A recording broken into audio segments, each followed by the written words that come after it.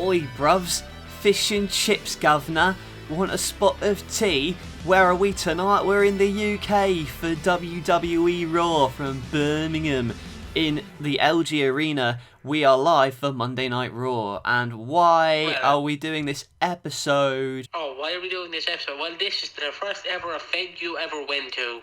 And this was, quote unquote, shown live, 1 a.m. in the morning. I can't believe you were up until 1 a.m. waiting for this to start live. Crazy, because it's going to bring back all the memories. Obviously, last week we did Welcome to the Pigs and Fergs Wrestling Podcast. We should have said that at the start. Never mind, I was just too excited doing my... Did you like my British accent? Yeah, Birmingham. Birmingham? Not Birmingham. Birmingham.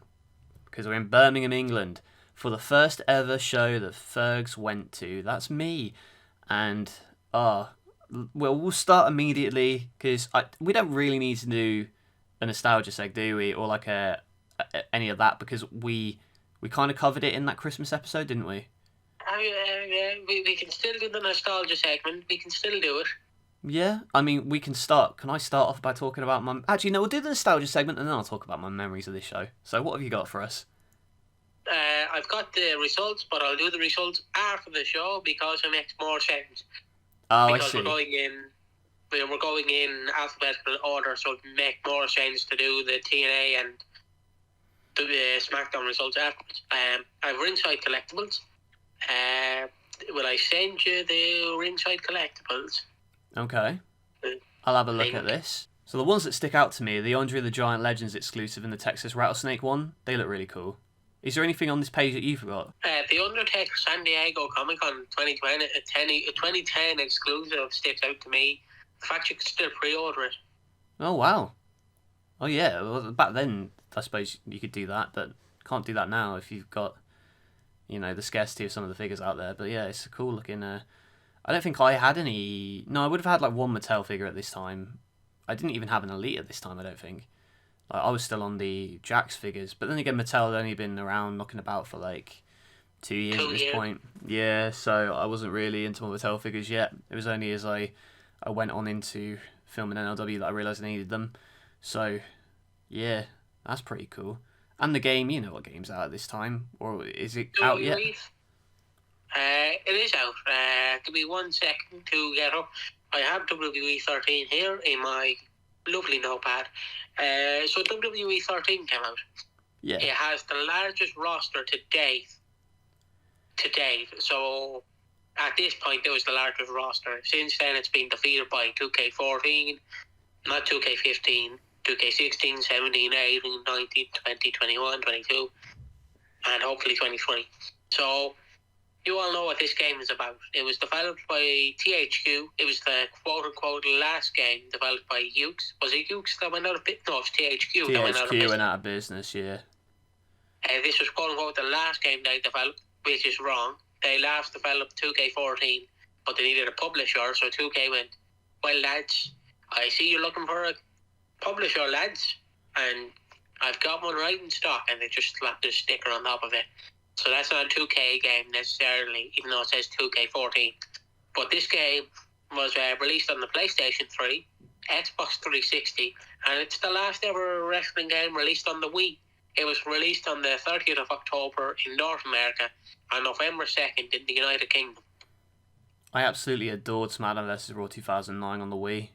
I think I nearly tore a muscle in my arm trying to do the entrances. Like, I was doing the Jeff Hardy dance so hard that I nearly threw my controller through my TV. I was that intense at it. And then the years later, when I was playing that game, I just realised I could sit on the sofa and just move my arm. I didn't even have to do the movements. So it ruined the fun a little bit, but it was still cool. I wish they did more. I wish there was another console like the Wii. That was elite. I don't think you're going to be able to beat it. I don't think VR can beat it. That's just my opinion. But... Although there are some pretty cool... I'm going to get into a whole VR thing now, where you've got these interactive, little games where you can pay and go into a place where they do, VR, and you can step on, moss, and they'll have that... you'll feel like you're in the game. And I wish they could do that for wrestling, but that would be very dodgy, I imagine. where it feels like you've been punched in the face by, I don't know, Jim Ross or whoever.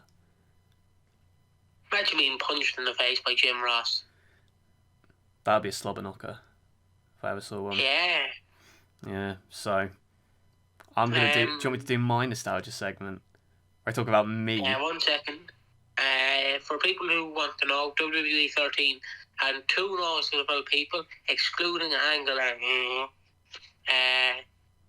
the 2 missing people for the early... Because they don't really cover 2000. They cover 97, which to me isn't the start of the Attitude Era. It's more 98. Even though I like the 99 and 2000 era of the Attitude Era. But that's a different topic. 2 people that were missing from this was Rick Rude, who I don't know why he was missing, because he was getting figures released at this time, and China was missed out. But obviously at this time, WWE did not like China. No, she was still alive as well, wasn't she, at this point? So she, silly, weird stuff. And fun fact, this is a fun fact for you people. I don't tell you this fun fact often, but it's a fun fact. Mike Tyson, he's in this game. His entrance is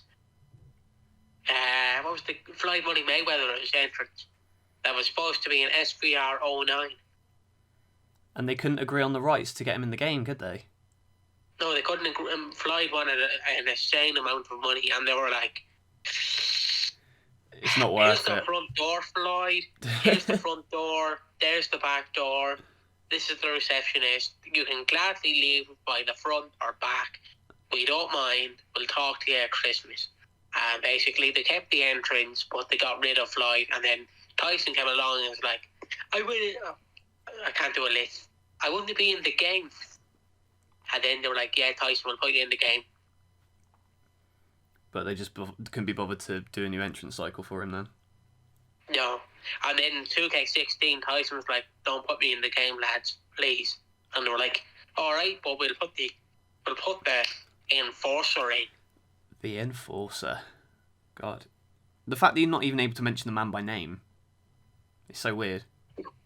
They could have called him Tyson Nick in 2K16 or Tick Myson. That would have been hilarious if they called him Tick Myson. Yeah. That, again, is one of the weirdest character models as well. I think we talked about it last time, how terrible that game was. But yeah. I want to talk about what I was doing at this time. I was so excited. I was so excited to go. I would have been like 14, I think. So... You would have been. Because 10 years later you were 24, so... Oh yeah, I know now. Yeah. So I would have been 14, and I was like... obviously the drizzling poo is what I would say was this era of WWE, would you agree? Kind of.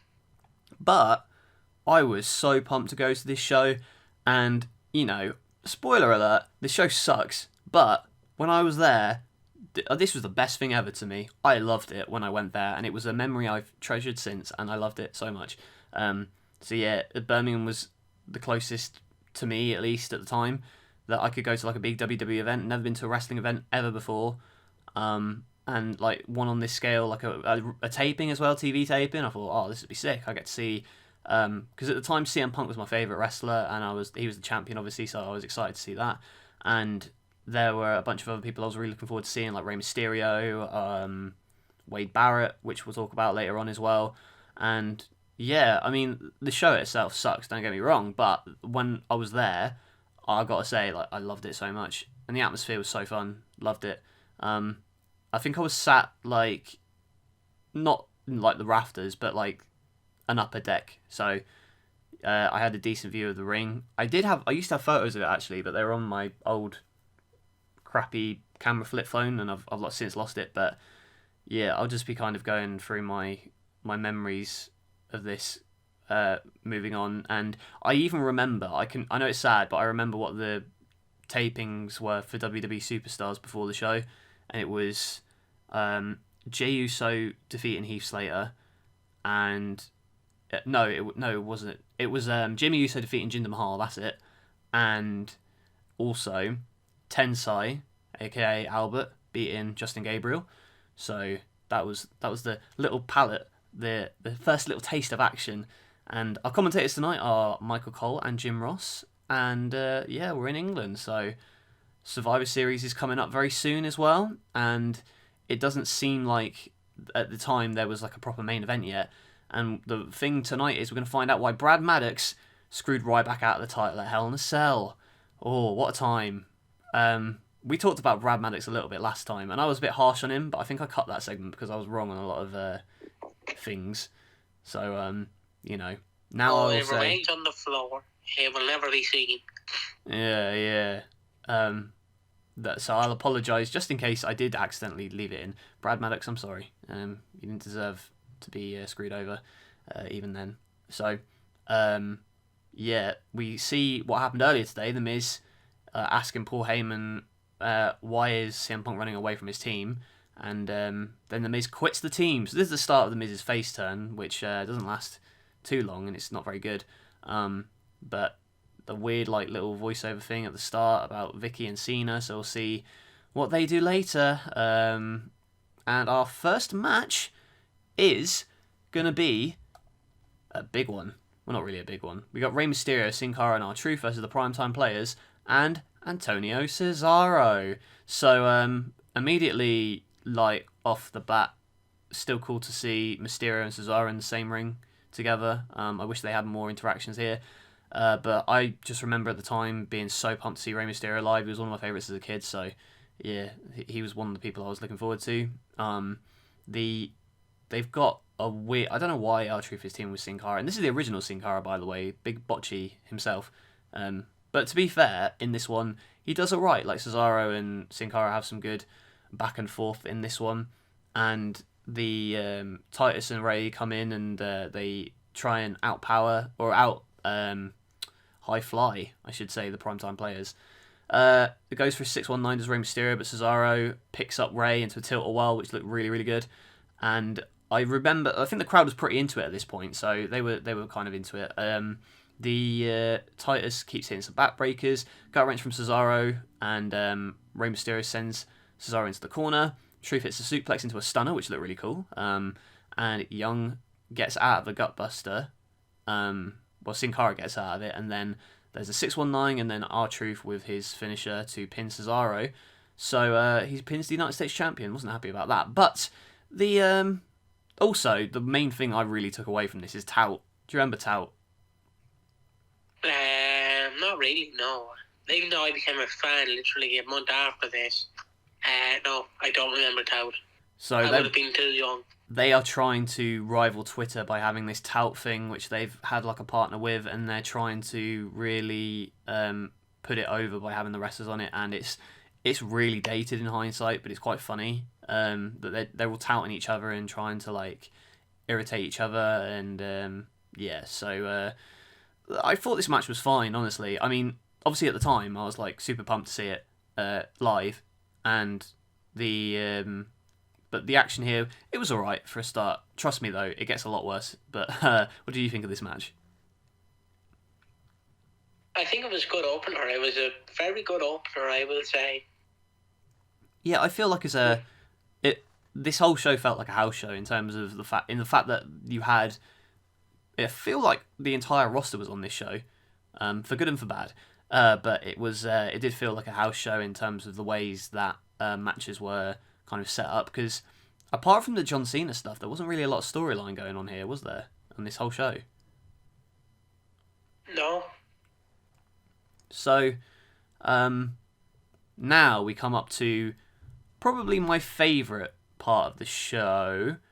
I definitely had a lot of fun in the arena when this was going on, because I remember it to this day. That's the one memory I have of this that I haven't forgotten. It was the Vickie Guerrero and John Cena angle. So basically what's going on is there's a rumour that AJ Lee and John Cena are having an affair, or the fact that I think is AJ Lee the general manager at this point, so it's like a conflict of interest. So it's a controversial thing, and we're supposed to I think Vickie Guerrero is trying to get rid of AJ and trying to get Cena in trouble as well. So Vickie Guerrero is showing all this video footage of. Do you want to describe the video footage that she's showing on the security? What do you mean describe it? Like, what happens? What's she trying to prove? Like, what's she showing? Oh yeah, she basically just sees AJ Lee go into John Cena's hotel room, and she's like, "Oh, you're doing the naughty with him. Oh no!"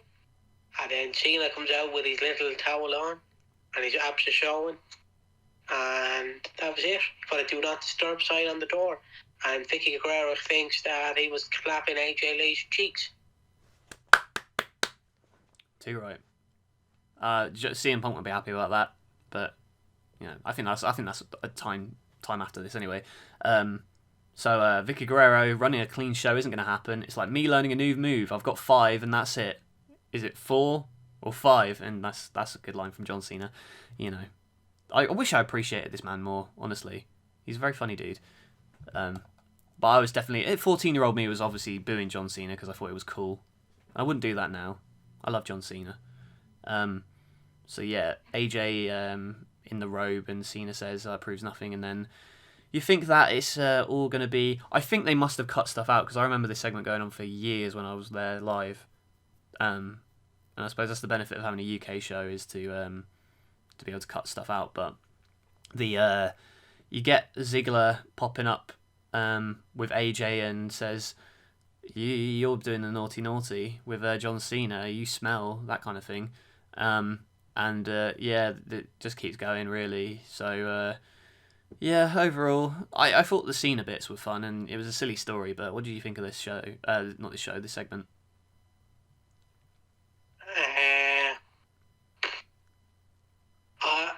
I don't understand the hypocrisy of this segment.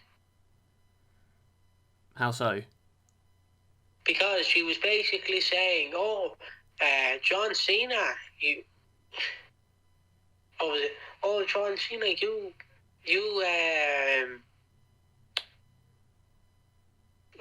John Cena, you slept with AJ Lee, and then Cena's like, well, you slept with Edge. So you're like, yeah, I kind of agree with Cena on this. You're a bit of a hypocrite. Yeah, and again, like, why would she be drawing attention to... Because she is in a relationship with Ziggler, so why is she bringing it up? It's confusing. Like, it doesn't make sense from a storyline perspective because she wouldn't want to drop herself in it. I understand that heel's supposed to be a hypocrite and all that, but yeah. So, get a backstage segment as well. Heyman recruits Wade Barrett to a nice little pop in place of The Miz. I think that they are... It looks like there's always... I feel like Wade Barrett has had several opportunities in his career for them to, like, say, you're the guy now, you're getting pushed, but it always kind of fizzles out a little bit. But yeah, we're half an hour into the show, and then we get Daniel Bryan versus Cody Rhodes, and I was super pumped for this. I was as well, and then the wrong winner won.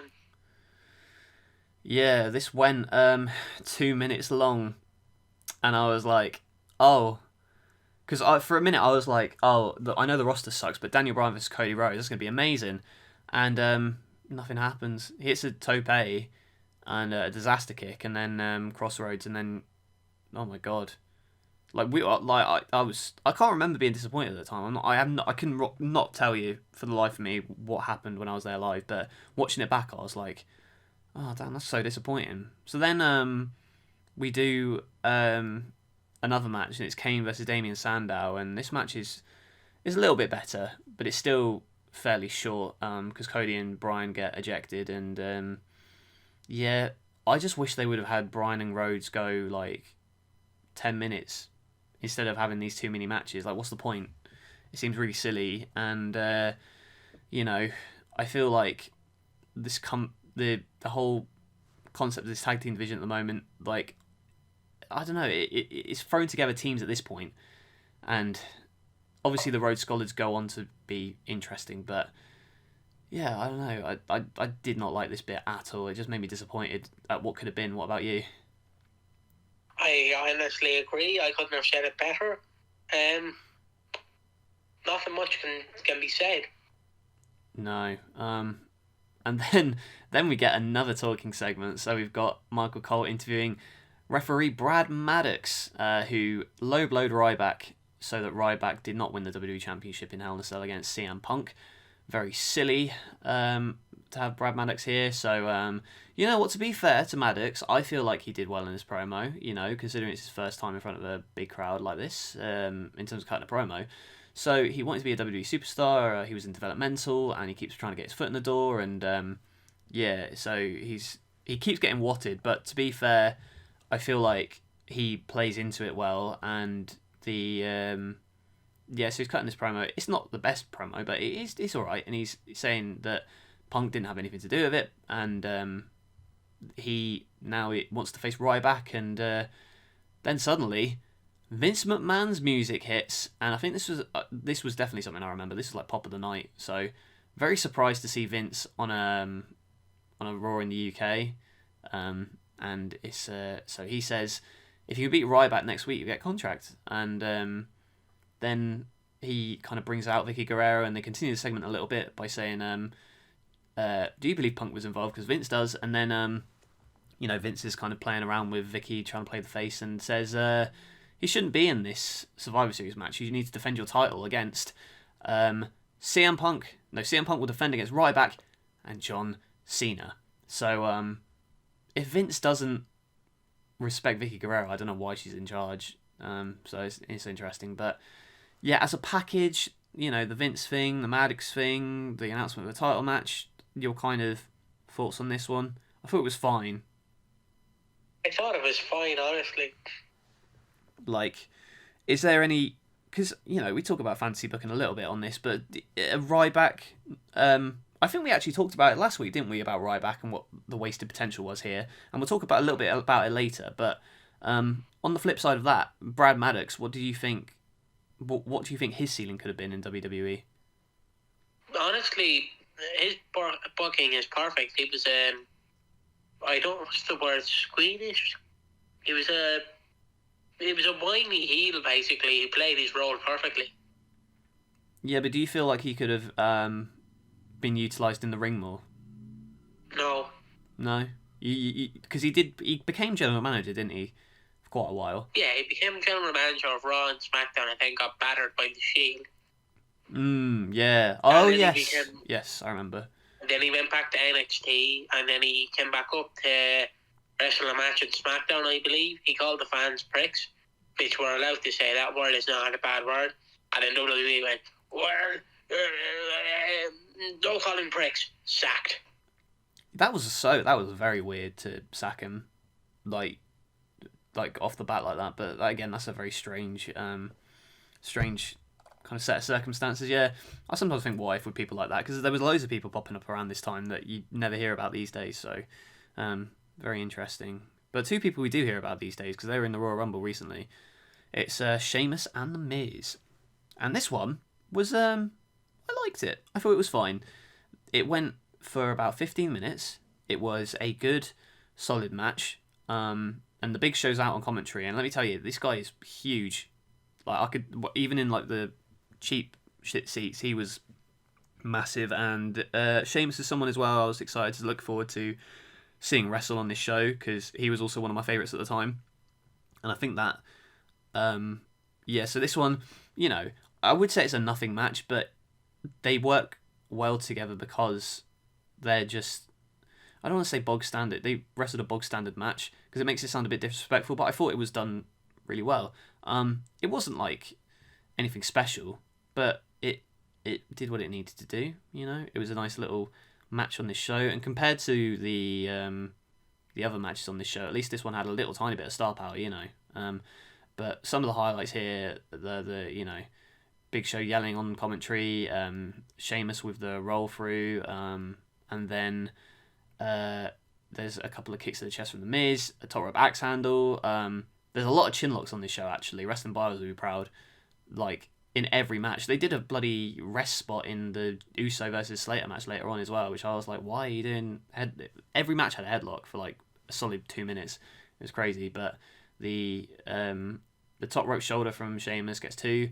White Noise countered, DDT, and then Miz gets out of the cloverleaf and misses the bro kick. Sheamus escapes the Skull Crusher finale, White Noise, and then the bro kick for the win. So yeah, not a bad show, inoffensive. What do you think of this match?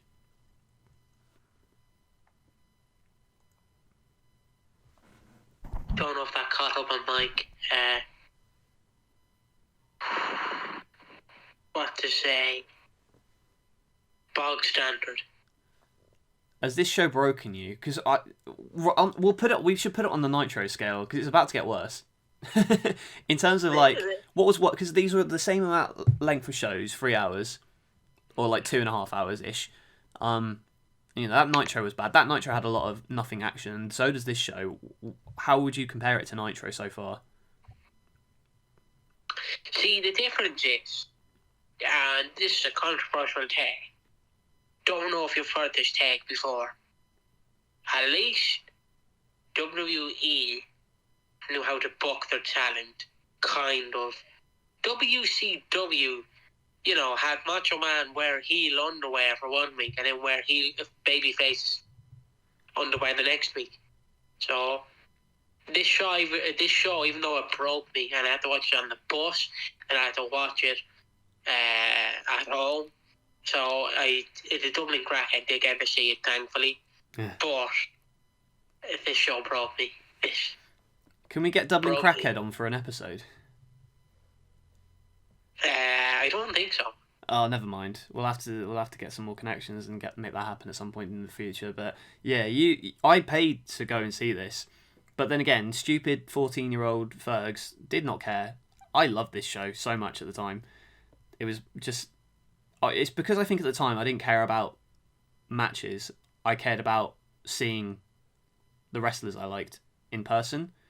So I think that definitely clouded my judgment on the show. Like, now if I went to a wrestling event, I would want there to be good matches. I don't necessarily care about who I see there. But because this was my first show, I just wanted to see the big names, I wanted to see Cena in person, I wanted to see CM Punk, I wanted to see Sheamus, those kind of guys. So that was my main concern, really, at the time. And I think the SmackDown the next night had a really good match as well, which I'll talk about later. But the next segment made me chuckle quite a bit because Vickie is talking to Dolph Ziggler and says, "Yo, it's going to be Team Ziggler at Survivor Series," and then Punk comes up and he claims conspiracy, goes on a rant, and then what did he say to Vickie? He says, I can't remember, but he said something really funny. He just sort of said, "Really?" He goes like, "Really? Is that what you want? Is that what you think? Is that what you think?" And he's just like he's rambling on. So CM Punk at least is going a bit insane for the fact that the main event tonight is now going to be Dolph Ziggler and CM Punk versus Ryback and John Cena. But hey, it's an interesting main event. We'll see what it's like later. William Regal and Sheamus also talk in the back. Nothing's really said. I think Regal wrestled on the SmackDown taping as well. And that is one thing I remember from this show. When I left the arena, I saw William Regal get on a bus out back. And he waved to all of us. And it was a very nice little thing to end on. So that's cool. Next up, an absolutely phenomenal match between the four pillars of WWE's women's division. If you can name them right now. How much do I get paid, pal? I don't know. Well, you could be lying. We'll see if you do it first. There was Kelly. No, there wasn't. Oh, sorry. There was Ixana. There was Layla. Was it Layla in it? Yes, she was, yeah. Caitlin. Yeah. I've already mentioned Ixana, so I'm trying to remember who Caitlin tagged with. Caitlin tagged with Layla? Oh, Caitlin tagged with Layla, and it was Ixana, and I'm trying to remember the other lady that was involved. It was the Divas champion, Eve Torres. Eve Torres, yes, I knew that. How much do I get paid, Pam? Well, you guessed them wrong, and you've only just watched the show, so like. I should get something. I at least guessed the three of them. I might have got it wrong, but I guessed the three of them. You can't just get right answers for a wrong guess. You can't get money for a wrong guess. Layla's British. Layla's British as well. Like, I feel like they never really lean into that. It's weird. Oh, she's British. I didn't know Yeah, that. because you know how like with like Wade Barrett they make it a part of their gimmick that they're British, or William Regal, it's very obvious that they're British, but obviously with no mic time and no like signature gear that is like got the Union Jack on it, like you forget that Layla's British, and it's weird. I don't think anybody in the UK probably knew she was British either. I didn't know at the time, so it's very strange. This match kind of sucks. Eve does twerk a bit, and JR goes, "What do you call that?" This is before horny JR on the timeline, by the way. I'm sure you've seen the tweets. Yeah. Yeah, horny JR, where he's like, "I'll put a mistletoe on my belt buckle," that kind of thing.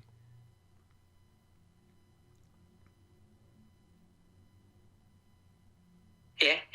Okay. Well, that's the analysis you're getting for this match because it's not very good. What do you think about it? What Mrs. Lady is, or Little Miss, is Layla. Is there a Miss Britain? That sounds very racist. Let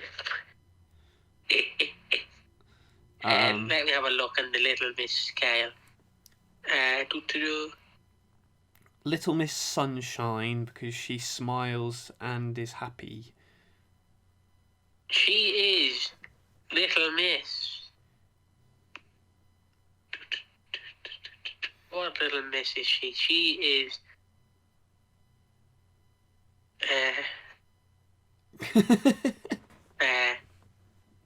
Little Miss Sparkle. There you go. That's a nice one. I'll have a look to see if there's a Little Miss Britain. I need my list. You know what I need? I need a Mr. Men and a Mrs. Little Miss chart on my wall so that I can immediately point and go, that's who this person is. No, there's not a Little Miss Britain. So... Okay. If there was, that would be, what we've seen the ones on diversity. I don't know if we want to see Little Miss Britain. That might be a bit, Mr. Men and Little Miss protect our borders. Get that all, I'll need to move on. This show's broken me. I hated it. Which is so weird because I liked it a lot at the time, so I don't know why watching it back is terrible. I don't know. It's the rose tinted glasses, and it's the nostalgia. Yeah. Because if I was there now, I'd hate it. But again, I was a kid. It was exciting to watch. I just feel bad for my dad who did not care about wrestling at all, and my brother at the time, who is a massive wrestling fan now. But when we brought him at the time, he was like 10. I don't think he vibed with it. I think he fell asleep. I'll be honest. I don't know why that's funny to me. I'll tell you what. Another story as well. I went to. Someone fell asleep during a 205 live taping I went to. And right. that was around the time where I was like really into 205 live, and I was like, oh my god. I don't know how someone can get that inebriated that they just fall asleep at a wrestling show. You know, it wasn't like it was a long show either. You know, it's only like 2 hours after SmackDown, so it was like, yeah, like everyone was like poking him and just trying. We're chanting like he's asleep, and then finally we found out he was alright. He was just drunk. And it was like, oh, because I think people were worried about him for a while, but it was like, oh no, he's okay. But yeah, that's just coming back to me now. I'm sure I'd probably fall asleep now if I was watching this shite. Del Rio and Kofi Kingston, Orton and Del Rio were fighting in catering last week on SmackDown, and the night after, Del Rio and Orton had a really fun Falls Count Anywhere match on SmackDown, and I didn't go to that taping, which I'd say I regret in hindsight, but like, you know, at the time all I cared about was seeing people that I liked, so I've already seen everyone on the show, so that's why.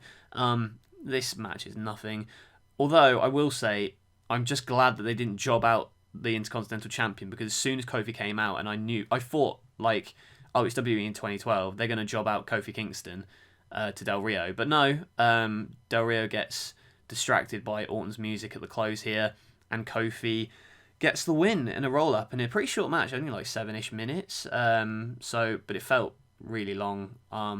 It was kind of dull, not really anything to write home about here.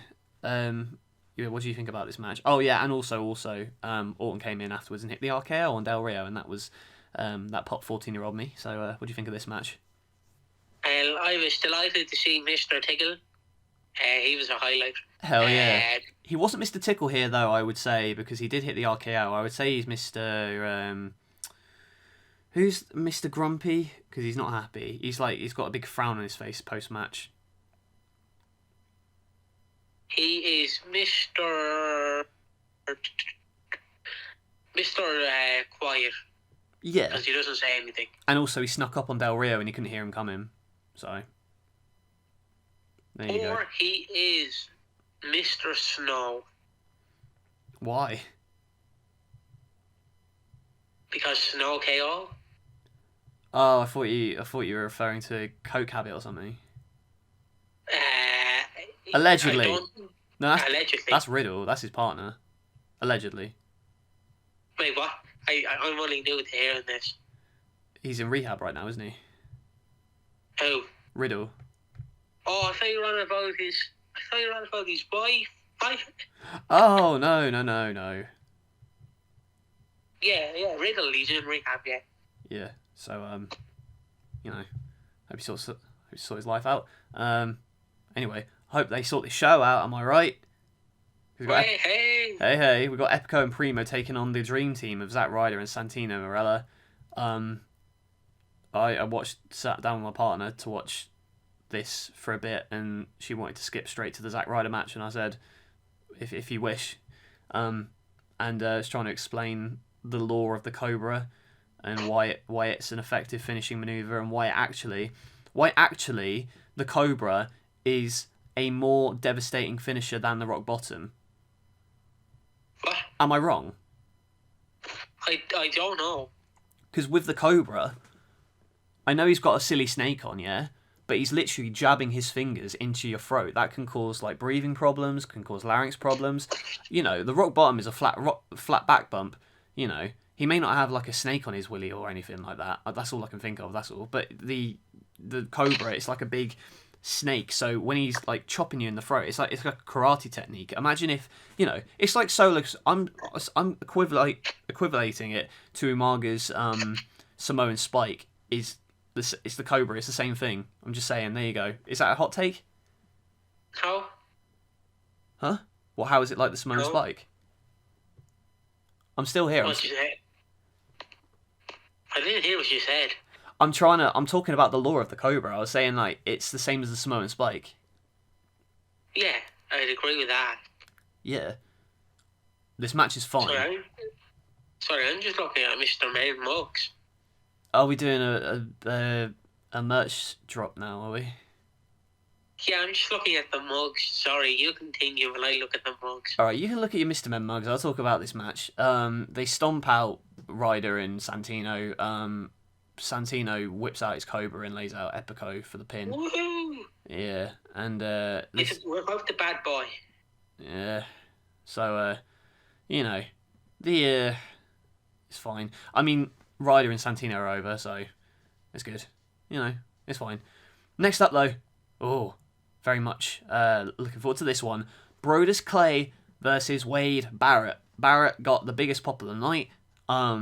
And after this show actually went off the air, Wade Barrett did a little thing with Dolph Ziggler and John Cena, where Cena kind of shook his hand and was like, the floor is yours, and he had a nice little speech for the crowd. That was really good. So Wade Barrett's super over. The crowd definitely picked up a lot for this match.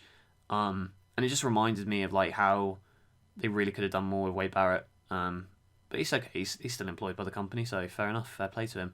Not really a lot to this one, though. The Funkers Dactyl's there. Brodus is dancing his little dinosaur socks off. Of course, imagine 10 years later saying which one of these became a world champion, and you would hope that it was Wade Barrett, but it wasn't. And there you go. So the NWA champion at this time I'm speaking now anyway, gets beaten back here by Wade Barrett with a bull hammer, and gets the pin. So yeah, I thought that was fun. If you're gonna have stupid jobber matches, at least do this where you've got a guy getting over from it because he's got a massive hometown advantage and stuff like that. So yeah, and oh my god, the next match is Heath Slater versus Jey Uso. Christ, the Usos have come a long way. They are not the people they are today. I mean, at the time, I did love the Usos. Don't get me wrong. I didn't even ask you about your opinion on that Wade Barrett match. What did you think of that?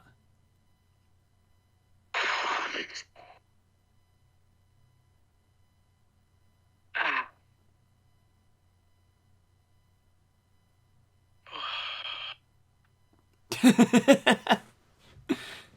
What's going on?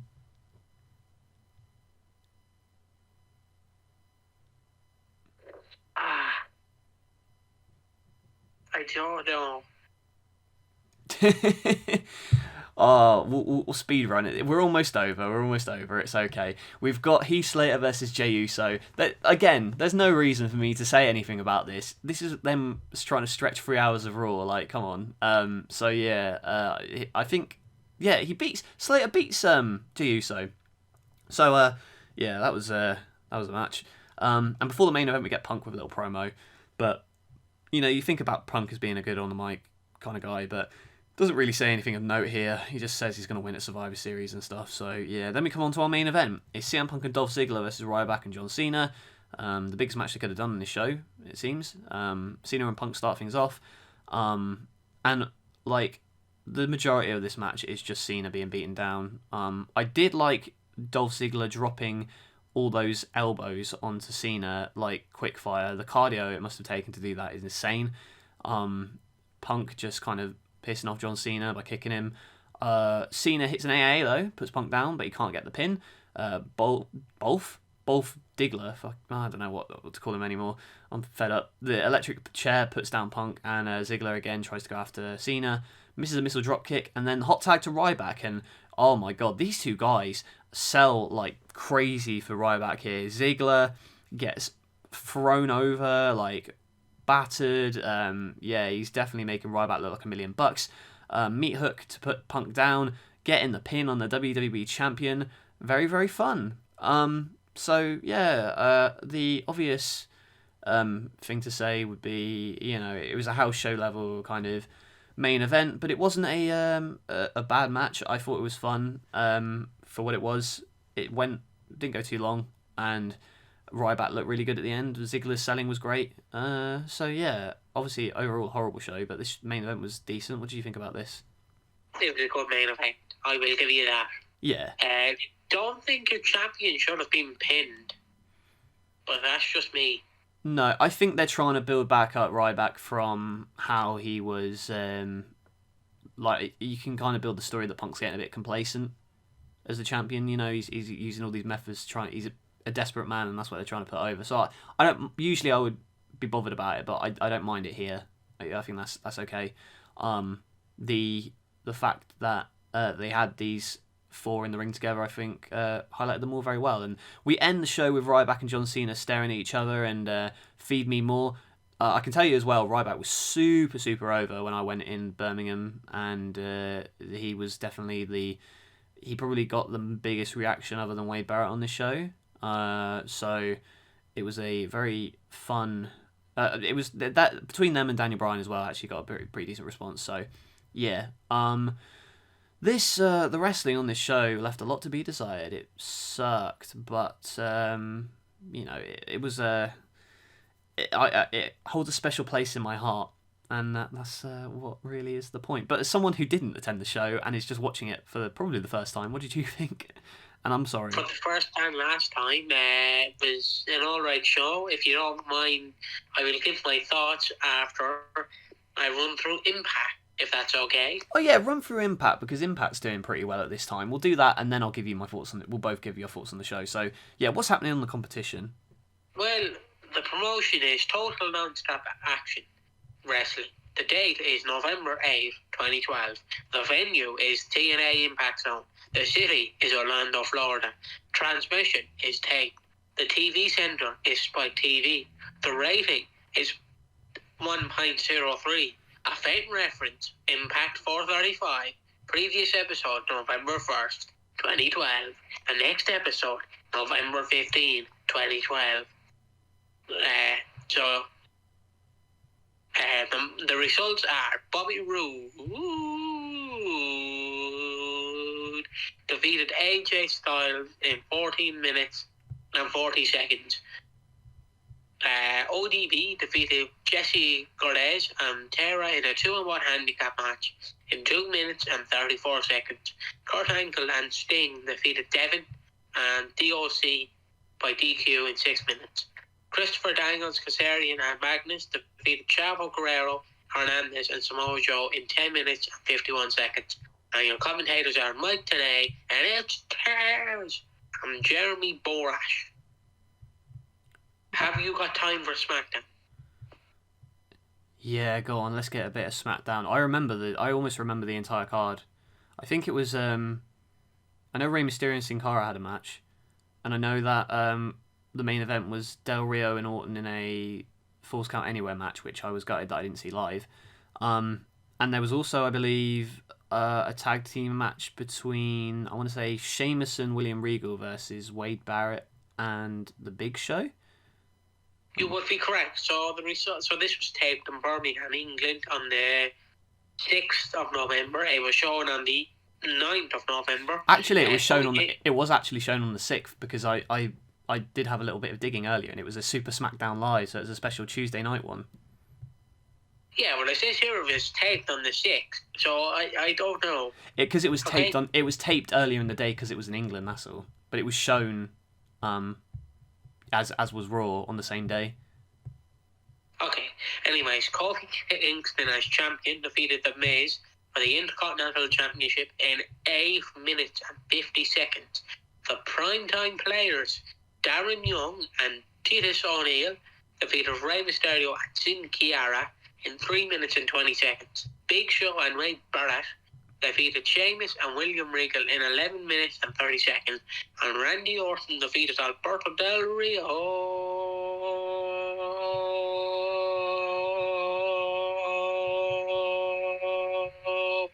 with Ricardo Rodriguez in a Falls Count Anywhere match in 17 minutes and 30 seconds. You need to watch that match as a palate cleanser because that is a really good match. Okay. Well, it's Alberto Del Rio, so you know. Yeah, fair enough. You slag. So, that was Raw. Overall, you had to be there. You know, I used to use it as a flex for years. Like I went to this Raw, and now I watch back, and it's probably more of a trauma than anything else. So, yeah, what did you think of this? I'll give my thoughts after you. Better than Nitro. We'll give you that. Yeah, it was better than Nitro. Too right. Yeah, because that Nitro was brutal. But, yeah, like, was there anything good about this show? Do you want my short answer or my long answer? Let's go with your short answer. No. So do you want my long answer? Yeah. No. No. Oh. No, this show...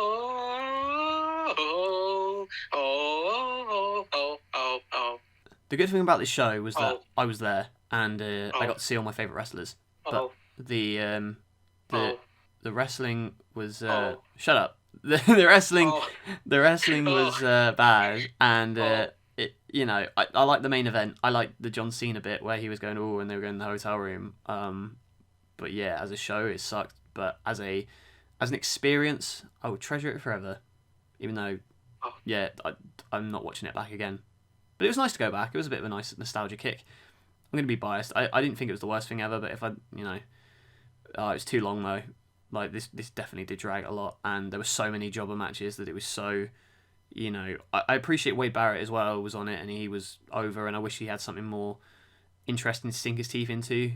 But yeah, it was just... Aside from the main event, there was no real stake. Even the main event didn't have any stakes, and there was nothing really any... You know, you're 2 weeks away from Survivor Series here as well, bear in mind, and there's just nothing going on, really. Maybe that's because they're in England, I don't know, but yeah, it just wasn't... It wasn't a good show, but I'll tell you what, I still liked it, because I liked seeing all the wrestlers, and I liked seeing all my favourites, and I like to see, seeing William Regal get on that bus. And also the post-match segment with Wade Barrett, if you've not seen it, is good, so type in Wade Barrett after Raw, like 2012, It's a nice little thing for the crowd, and that was more entertaining than anything on this show. So, yeah. Will I read a Mr. Men book to make it up to you? you can do so afterwards, and then I can fall asleep a happy person. I will do. Yeah. Oh, thank you. Oh, well, that's it for our Pigs and Fergs this week. Next week, we're going to be joined by a special guest, aren't we? I believe so. I believe we will be joined by Davian, our cringe god. He'll be the first guest of March. We will have a second guest, hopefully. Hopefully, this might not age well. If we have a second guest, it will be a storm. And I will see you in the next one. Do you want to say anything?